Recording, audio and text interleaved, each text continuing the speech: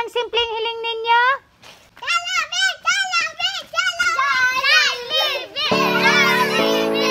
Jollibee! Jollibee! Grabe, number 1 talagang request nila sa akin is Jollibee.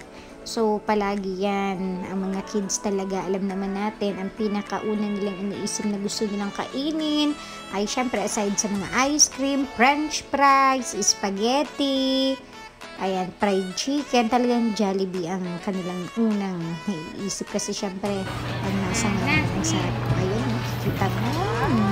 Ayun, tuwang-tuwa ang mga bata. Ice cream pa lang yan At let's go. Ito pa rin na rin ang hilang. Ayun, wait pa kami ng Jollibee.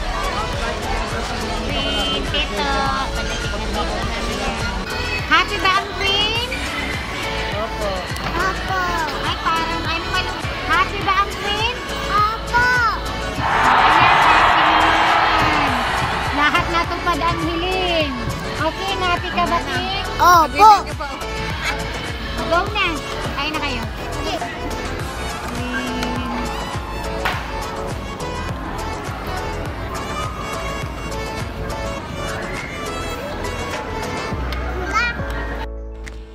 Thank you, Lord. Ayan po, natupad na naman po natin ang simple wish, which is, ayan, syempre, makakain sa Jollibee. How many times naman na kaming kumain sa Jollibee, kaya lang ito lang yung aming picture. Kasi, syempre, complete family. Andito si Mama. At kasama ko ang aking mga pamangkin at ang aking solong prinsipe.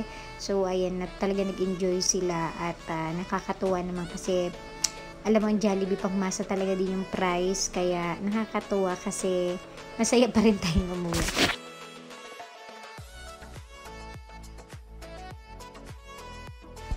Thank you, Lord. Sobrang saya.